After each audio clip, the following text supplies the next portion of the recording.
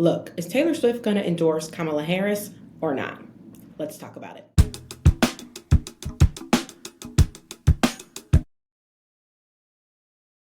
By the way, I'm KJ Miller. I love to talk about all things business, beauty, and pop culture, and now apparently politics. So if you like any of that, be sure to subscribe. And now let's get into it. Now let's just acknowledge before I get in, I'm not at home, okay? I'm making do. The lighting is bad. The background is it just is what it is.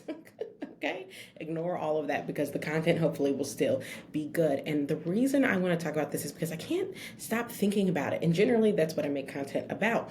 Will Taylor endorse Kamala? Now, I spoke about this a bit in my last video. What I spoke about was if she does, why it would make sense strategically that she hasn't done it yet. And I stand by that. I do think it makes sense that she hasn't done it yet because it can be more impactful if she waits until a lot of the hoopla we're experiencing around Kamala right now has died down. It might make more of an impact if she waits, okay? And I stand by that. However, what I didn't really address is, do I actually think she's going to do it?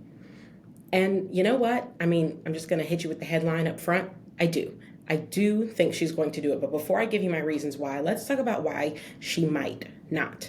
I think the number one reason Taylor would avoid endorsing Kamala is because she might not want to end her stellar 2-year run, okay, because she has had a stellar 2-year run because of Eras Tour and, album of the year with Midnights and dropping a double album with Tortured Poets Department.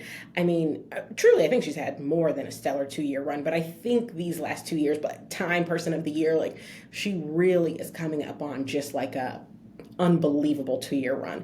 And she might not want to end it with, igniting all of the hatred of dumb MAGA Republicans. That might just not be how she wants to end it, okay? She has been working hard. She has been on tour for months and months and months. She might just want to go home to her man, kick her feet up, and not end it with all of the vitriol that will surely come if she endorses Kamala Harris. And you know what? I can understand that because the truth is we do all know where she stands, right? She's gone on record calling Donald Trump a racist and a homophobe, okay, and saying that, she wanted to vote him out in 2020. So logic would hold she still is not a fan of this man and will not be voting for him, okay? So that is something we all know, right? I don't think the reason we want her to endorse Kamala is because we think she may or may not be voting for Trump. Nobody thinks that, okay? I think we know where she stands, and that might be another reason why she doesn't want to end on such a low note, right? Because we know where she stands. She's been vocal about not liking Trump, and she's coming off of a crazy 2-year run and, might just want to coast, okay? I could understand that. Here's the thing. In the short time that I have been a Taylor Swift fan, all right, we're coming up on, it's going to be about 7 months now in August that I will have been a fan of hers. I have not known her to coast, okay? Of the words I would use to describe Ms. Swift, coast is not one of them. I have known her to fight. I have known her to push boundaries. I have known her to talk her shit. I have known her to be petty. But I have not known her to coast. So just first and foremost, I don't really see that for Taylor based on what I know of her as a fan. I have known her to speak up when something isn't right. And we all know that nothing is right when it comes to Donald Trump. Okay, so that's number one. I have not known her to coast. Number two, if we think about the issues that Taylor has historically spoken up for, women's rights is at the top of that list. Now, there have been valid criticisms referring to her as a white feminist because she tends to speak up for issues that mainly would help her and people who look like her.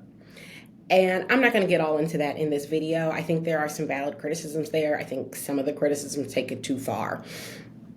However, even if you think that, right? Even if you think, oh, she's a classic white feminist and she only speaks up on issues that affect her. Well, The issues on the ballot affect her. Reproductive rights affect her. Childless cat ladies and J.D. Vance coming for childless cat ladies affects her very specifically. Okay. So even if you think that Taylor only speaks up when it benefits her, I would argue speaking up in this moment very much benefits her. Having Trump back in the White House harms her. It harms all women and therefore her as a woman very specifically.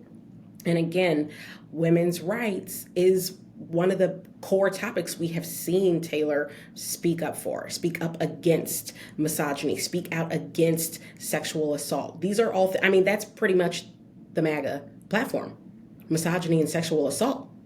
They could put that on a banner and run with it because that's what they stand for. So I think we've known her to speak out against these things. I don't know why she would stop now. This is an issue that is clearly very central to her and very important to her. And then the third thing I will say as to why I do think she is going to endorse Kamala is because Taylor is very smart and she thinks about how things are going to play in the public.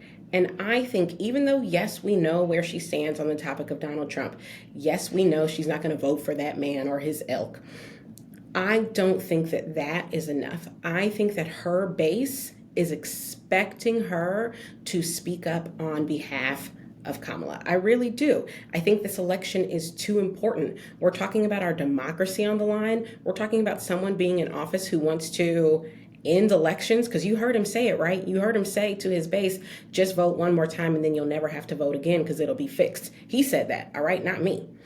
We're talking about literal democracy being on the line and Taylor's not going to say anything. I think that would hurt her more than it would help her. Yes, we know where she stands, but I think this moment we're in is too important for her to sit back and say nothing. So those are the reasons why I think she is going to endorse Kamala. Now, what is that endorsement going to look like? I think it could be a full spectrum, right? It could be full-throated, showing up at the DNC. Well, I don't know if she can show up that night. I don't know her tour schedule.